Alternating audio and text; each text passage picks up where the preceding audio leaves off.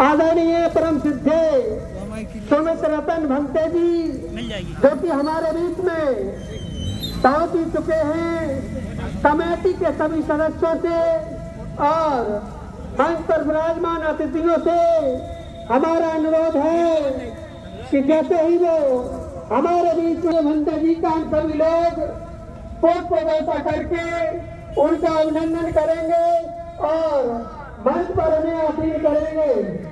हमारे कमेटी के सदस्य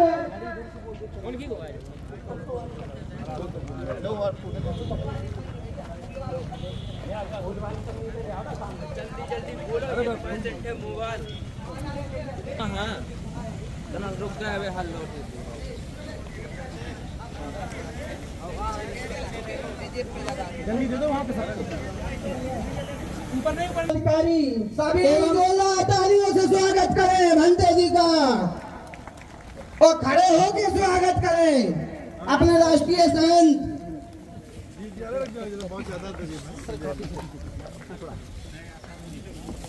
हाँ मंगल हो मंगल। अरे ठीक है क्यों ज्यादा पकड़ा रहे भाई,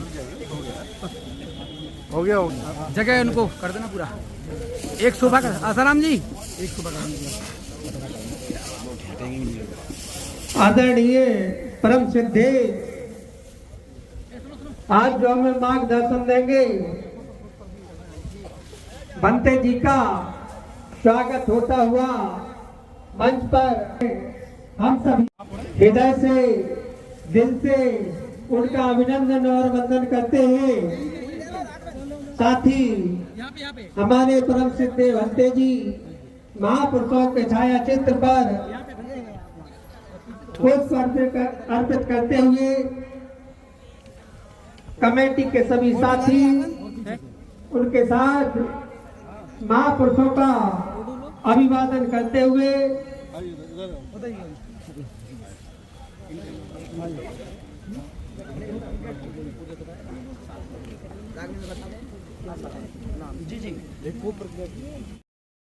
बुद्ध की करुणा हो, करुणा हो, करुणा हो। फूले साहब अमर रहे, अमर रहे, अमर रहे। माता सावित्रीबाई फूले अमर रहे, अमर रहे, अमर रहे। बाबा साहब अमर रहे, अमर रहे, अमर रहे। सादर आमंत्रित करते हैं सम्मानीय भंते जी।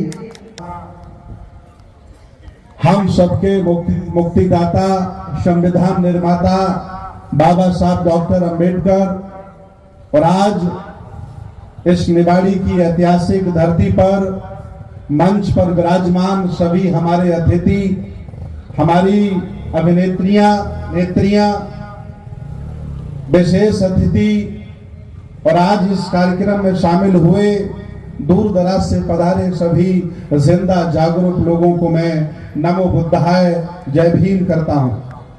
आज माता सावित्रीबाई फुले अपनी पुरानी विरासत और विचारधारा की तरफ वापस चलने लगे।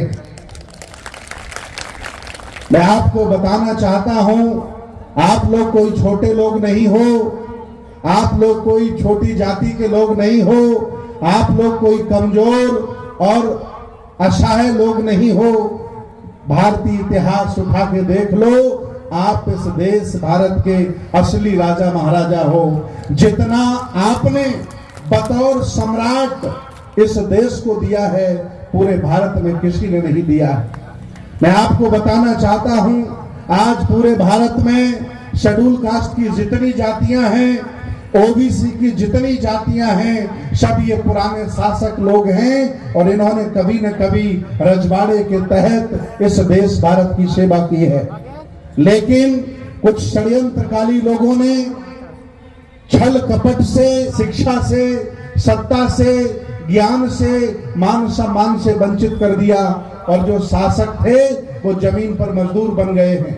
आज शिक्षा के माध्यम से आज के 75 साल पहले देश भारत में संविधान लागू हुआ। जब संविधान लागू हुआ तो हमें पता चला कि आखिर पढ़े, जब हम लोगों ने अध्ययन किया तो पता चला कि हम इस देश के पुराने शासक हैं। मैं आपको बताना चाहता हूं, इस देश भारत में फुले परिवार का जो योगदान है वो दूसरा कोई स्थान आज दिन तक नहीं ले पाया है। और मैं आज आपको ये भी बताना चाहता हूं कि कभी कभी जब अपमान होता है तो अपमान बड़ा कार्य करता है। मैं आज आपको याद दिलाना चाहता हूं कि हमारे राष्ट्रपिता ज्योतिबा फुले एक ब्राह्मण की शादी में चले गए थे, याद करिएगा, और उस शादी में उन ब्राह्मणों ने अपमान किया था कि ये माली हमारी शादी में कैसे आ गया, ये तो वर्ण व्यवस्था के अनुसार शूद्र है। तो जब ये बात सुनने को ज्योतिबा फुले को मिली तो उन्हें बहुत गहरा आघात लगा कि मैं तो मानता ही नहीं था कि कोई ऊंच नीच का भाव, लेकिन मुझे ये लोग छोटा मानते हैं। तो उस शादी से वो वापस चले आए और उसी दिन उस अपमान का जो उन्होंने प्रतिशोध किया, संकल्प लिया, इस व्यवस्था को मैं बदल के मानूंगा, और उन्होंने पूरे जीवन भर इस व्यवस्था को बदलने के लिए काम किया। और उसका एक ही माध्यम था कि हमें वो शिक्षित करते। उस दौरान उन्होंने बहुत बड़ी कंस्ट्रक्शन कंपनी बनाई, बड़े बड़े पुल बनाए। मैं आपको बताना चाहता हूं, ये जो डालमिया है, टाटा है, इन लोगों के इतने अच्छे कह सकते हैं टर्नओवर नहीं हुआ करते थे। उस समय ज्योतिबा फुले जी की कंपनी का टर्नओवर हुआ करता था। इसके साथ साथ उन्होंने सत्य शोधक समाज बनाया। सत्य शोधक समाज को आज 150 साल हो गए हैं। तमाम लोगों ने अपने अपने संगठन बना लिए, तमाम लोग छोटे छोटे संगठन बनाकर घूम रहे हैं, अपने आप को राष्ट्रीय अध्यक्ष बनाकर। लेकिन आपके पुरखा ने जो संगठन बनाया था सत्य शोधक समाज, बताओ कहां है आज आपका? जब आप अपने पुरखों के संगठनों की रक्षा नहीं कर सकते, तो मैं दावे के साथ कह रहा हूं कि जो आपने संगठन बनाए हैं, आपके इस दुनिया में न रहने के बाद आपके बच्चे भी आपके संगठनों की रक्षा नहीं करेंगे, क्योंकि आपने अपने पुरखों के संगठनों की रक्षा नहीं की। दोनों लोगों ने मिलकर शिक्षा की ज्योति जलाई, 9 विद्यालय बनाए। और वो दौर था जब हिंदू कोड बिल लागू नहीं हुआ था, महिला को कोई सम्मान नहीं था। उस समय मां सावित्री 2-2 साड़ियां लेकर के गरीब बच्चों को पढ़ाने जाती थी।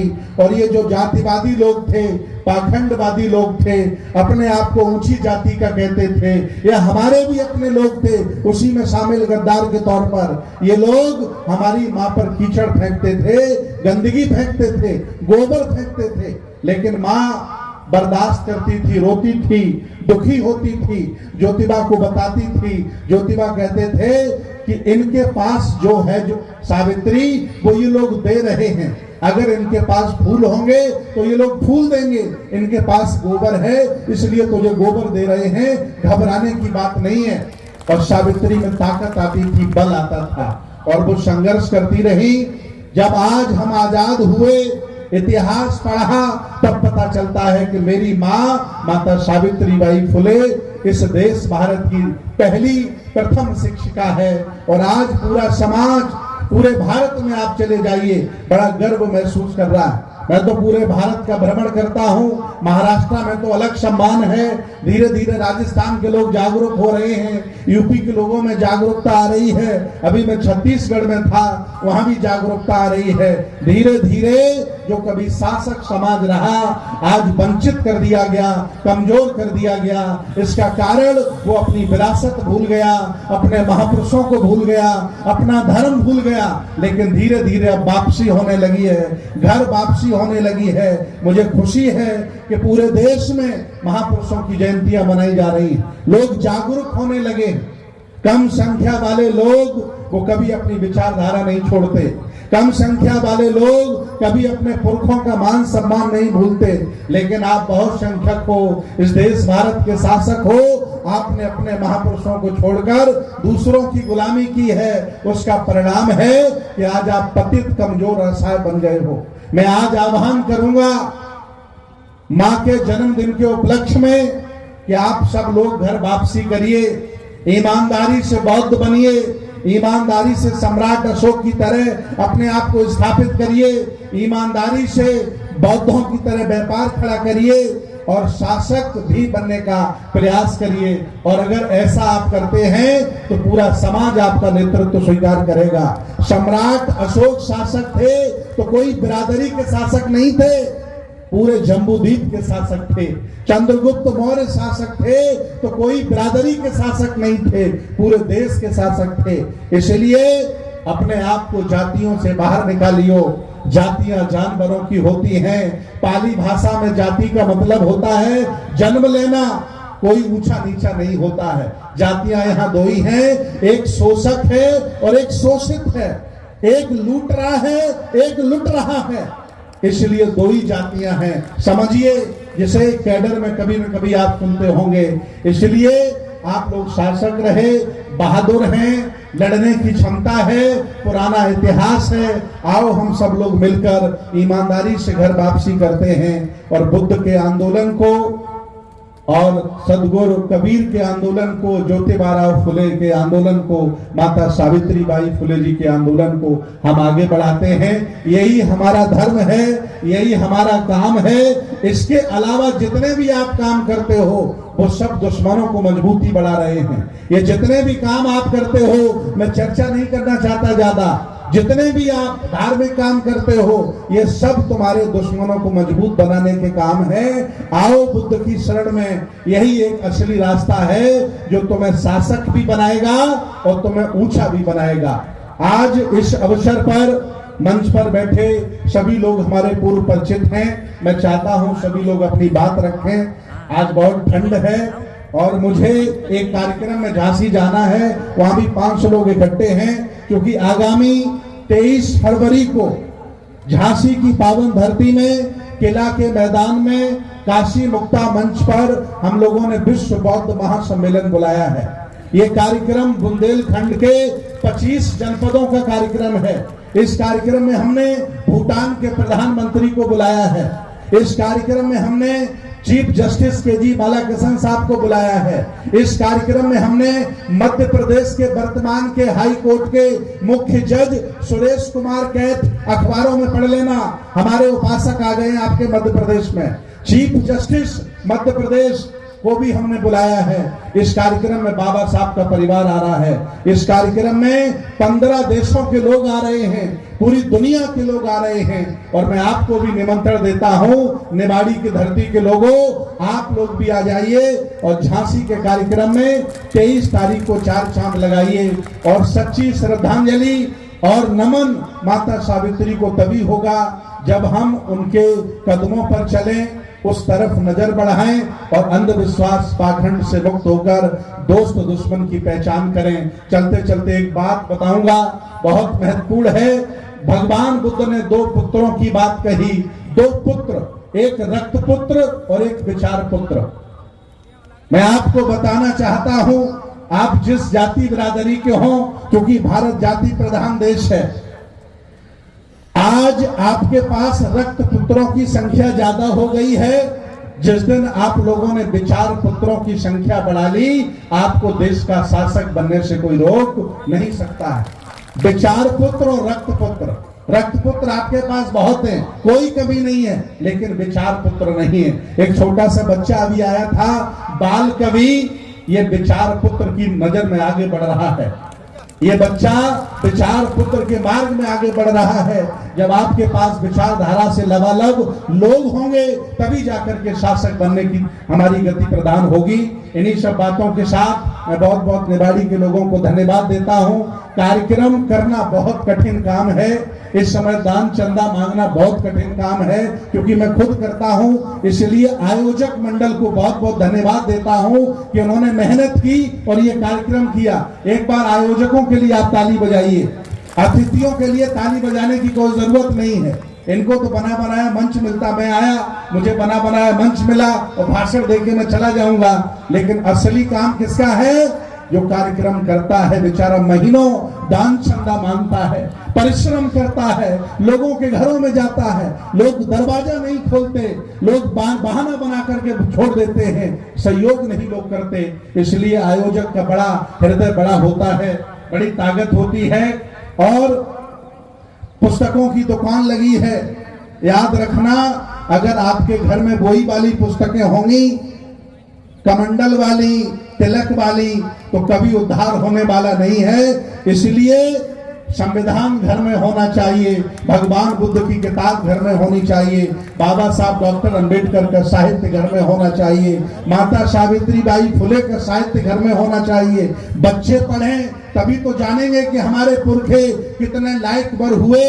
अगर सावित्री ब्राह्मणों के घर में पैदा हुई होती तो ब्राह्मण उसे देवी घोषित कर देते। ये सरस्वती देवी नहीं बनाते, वो सावित्री को ही सरस्वती बना देते। इसलिए याद रखना, असली देवी भारत में रहती है उनकी, और पढ़े लिखे अमेरिका में जाता है। ये बहुत बड़ा गेम हो रहा है, खेल हो रहा है आप लोगों के साथ। असली देवी हमारी सावित्री है। हम अपने महापुरुषों की इज्जत करें और घर वापसी करने का प्लान बनाएं, यही हमारे उद्धार का मार्ग होगा। बहुत बहुत धन्यवाद, बहुत बहुत साधुवाद। आपकी जय हो, आपका मंगल हो। नमो बुद्धाय, जय भीम, जय संविधान।